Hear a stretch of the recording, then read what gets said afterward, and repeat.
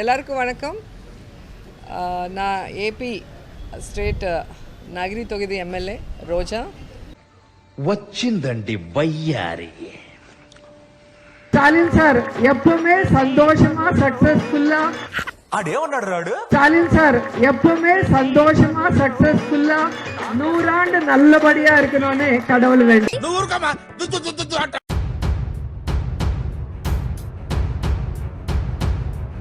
MK office దగ్గర నుంచి అక్కడ ఏర్పాటు చేసినటువంటి టెంట్లని తొలగిస్తున్నారు. అంటే ముఖ్యమంత్రిగా స్టాలిన్ ఇక శకం ముగిసింది అని చెప్పి ఒక నిర్ణయానికి వచ్చినట్టు మనకి చాలా స్పష్టంగా కనబడుతోంది. లెగ్గు నాయనా లెగ్గు నువ్వేగా తీసుకొచ్చింది. ఆ పాద మహిమ అంతా ఇంతానా?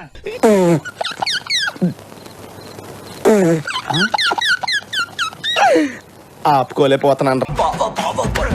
పవని పట్టుకు తొండేరు, చావిడి గుంజుకు కట్టేరు, చప్పుడు గుద్దులు గుద్దేరు. విజయ్ నివాసం నుంచి చూస్తున్నాం. టీవీకే శ్రేణులు సంబరాలు చేసుకుంటున్నారు.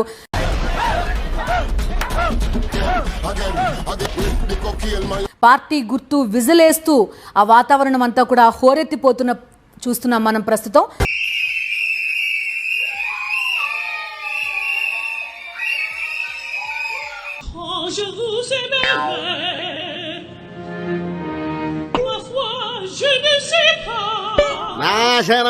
నాకు ఆశ్చర్యకరమైన విషయం ఏంటంటే, నా ఫ్రెండ్స్ సినిమా వాళ్ళు గాని మేము విజయ్ చేసాము, మార్పు కోరుకుంటున్నాము అని చెప్పినప్పుడు షాకింగ్ గా అనిపించింది.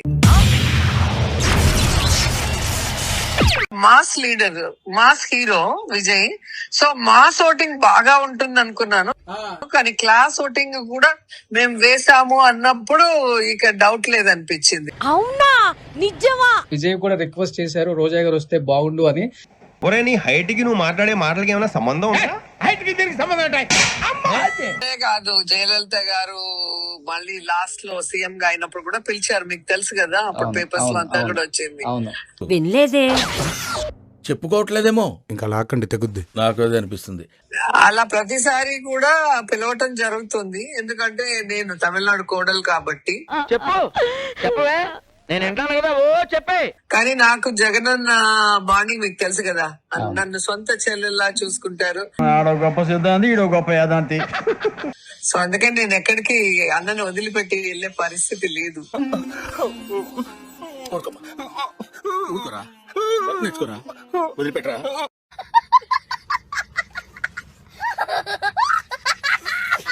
ఎవరు వెళ్ళారు ప్రచారానికి?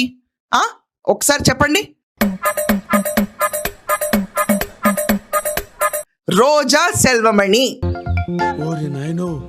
వీడు ఈ టైప్ లో తగిలాడేంటి? ఒక్కి నక్కాడిచ్చిన సేపు పట్టలేదు. వెళ్ళి ప్రచారం చేస్తే ఏం జరిగింది అక్కడ? ధడేల్. ఇలా జరిగింది ఏమిటి? ఓం నమః శివాయ. నా ముద్దుల తమ్ముడు ఎంటర్ అయ్యాడు కదా మరి.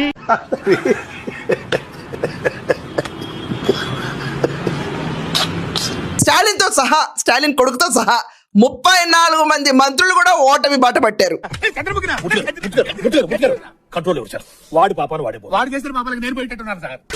సీఎం స్టాలిన్ ఓటమి పాలైనట్లుగా తెలుస్తోంది. టీవీకే అభ్యర్థి చేతిలో ఆయన ఓడిపోయినట్లుగా తెలుస్తోంది. డీటెయిల్స్ ఎలా ఉన్నాయి?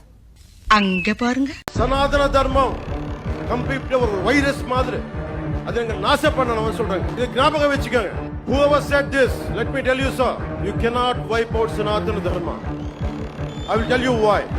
By the end of my speech, I'll tell you why you cannot wipe out Sanatana Dharma. If anyone tries to wipe out Sanatana Dharma, let me tell you, from the feet of Lord Balaji, you will be wiped out. Sir, Pawan Kalyan said Sanatana Dharma cannot be wiped out.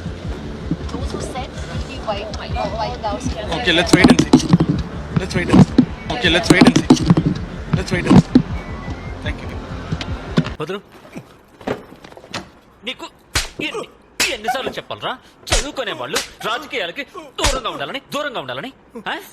అరే, చదువు మీద దృష్టి పెట్టి ఐఎఫ్ఐఎస్ ఏదో ఒకటి అయ్యి దేశాన్ని ఉద్ధరించరా. కానీ వినలే, గుద్ద పలిసి కొట్టుకుంటున్నావురా. ఎలక్షన్ లో పోటీ చేసి క్యాన్వాసింగ్ చేస్తాడంట.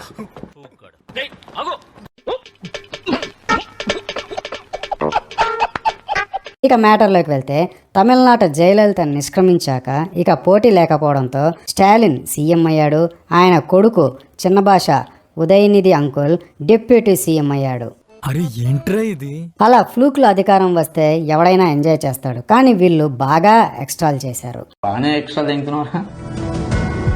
పరిపాలన ఏం చేశారో ఏమో తమిళ జనానికి తెలియాలి, కానీ అది కాకుండా హిందుత్వాన్ని కెలకడం స్టార్ట్ చేశారు ఈ పార్టీ వాళ్ళు. మరీ ముఖ్యంగా చిన్న భాష ఉదయనిధి అంకులైతే సనాతన ధర్మం అనేది మలేరియా డెంగ్యూ లాంటిదని, దాన్ని నిర్మూలించాలని చాలా ఓవర్ యాక్షన్ అయితే చేశాడు. దీన్ని బట్టి హిందుత్వం పైన వీళ్ళకున్న హేట్రెడ్ ఎలాంటిదో చెప్పచ్చు, వీళ్ళ విద్వేషాలు ఎలా ఉంటాయో చెప్పచ్చు.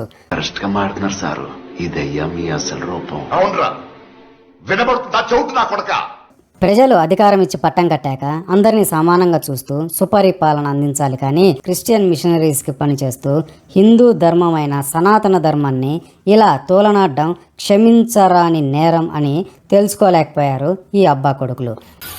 ఇప్పుడు ఏం చేద్దాం మనం?